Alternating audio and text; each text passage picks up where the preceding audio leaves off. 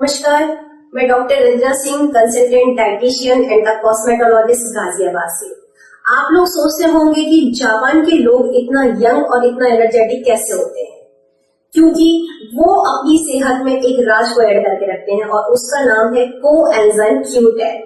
जी हाँ, यही उनकी हेल्थ का एक सबसे बेसिक पिलर होता है, जबकि हम इंडियंस लोग सिर्फ कार्बोहाइड्रेट और प्रोटीन और फैट की कैलकुलेशन तक ही जाकर के सीमित हो जाते हैं। बात करते हैं आखिर ये कोएंजाइम Q10 है क्या।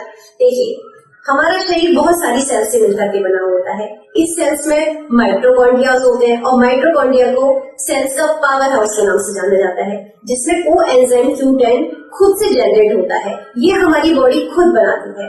आपने देखा होगा कि बचपन में बच्चे बहुत ही ज्यादा एनर्जेटिक होते हैं, क्योंकि एक छोटी सी एज ग्रुप में कोएंजाइम Q10 काफी बड़े लेवल पे बनता है, लेकिन जैसे जैसे एज ग्रुप बढ़ती जाती है तो कोएंजाइम Q10 का जो लेवल है वो बॉडी के अंदर धीरे धीरे कम होता जाता है। इसलिए आपने बुजुर्ग लोगों को कहते हुए देखा होगा कि अरे अब हमारे शरीर में वो एनर्जी नहीं रही है।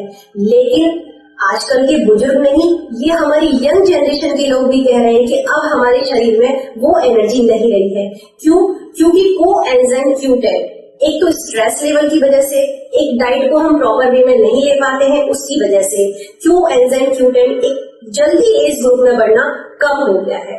तो इसलिए आज से ही कोएंजाइम Q10 को हम अपने डेली रूटीन में शामिल करते हैं। खाना खाने के 1 घंटे के बाद और रात में डिनर करने के 1 घंटे के बाद ये कोएंजाइम Q10 लेना चाहिए। बात करते हैं कि कोएंजाइम Q10 लेना किन किन लोगों को चाहिए। सबसे पहली बात, कोएंजाइम Q10 यह एक एनर्जी बूस्टर का काम करता है। तो जो लोग जिम जाते हैं, एक्सरसाइज करते हैं, उनके लिए एक नेचुरल सोर्स है, एक सप्लीमेंट है Q10 का। सेकेंड पॉइंट, डायबिटिक पेशेंट्स को आपने कई बार देखा होगा कहते हुए कि पैरों में बहुत ज्यादा झंझनाहट हो रही है, बॉडी में वीकनेस आ रही है। इसकी वजह से Q10 उनकी बॉडी की वीकनेस को कम करता है। थर्ड पॉइंट अगर मैं बात करूं तो इनफर्टिलिटी पर, अगर मैं अपने पेशेंट्स की बात करूं तो आज की डेट में 60 to 70% फीमेल्स इनफर्टिलिटी की प्रॉब्लम से बहुत जूझ रही है, जिसमें पीरियड्स का टाइम से ना आना, PCOD जैसी बीमारियां, हार्मोनल इम्बैलेंस जैसी बीमारियां, और सबसे बड़ी टॉप पे लेकर के अगर मैं जाती हूँ तो इनफर्टिलिटी की प्रॉब्लम। ये भी हमारे Q10 एंजाइम जो है इसमें बहुत ही अच्छा और पॉजिटिव पार्ट प्ले करता है। ये एग्स को हेल्दी बना के रखता है, और जो प्रेगनेंसी के बाद भी 9th मंथ का जो एक पीरियड होता है एक मदर और एक बेबी के लिए, जो एक हेल्दी पीरियड होता है, उसमें भी बहुत अच्छा पार्ट प्ले करता है।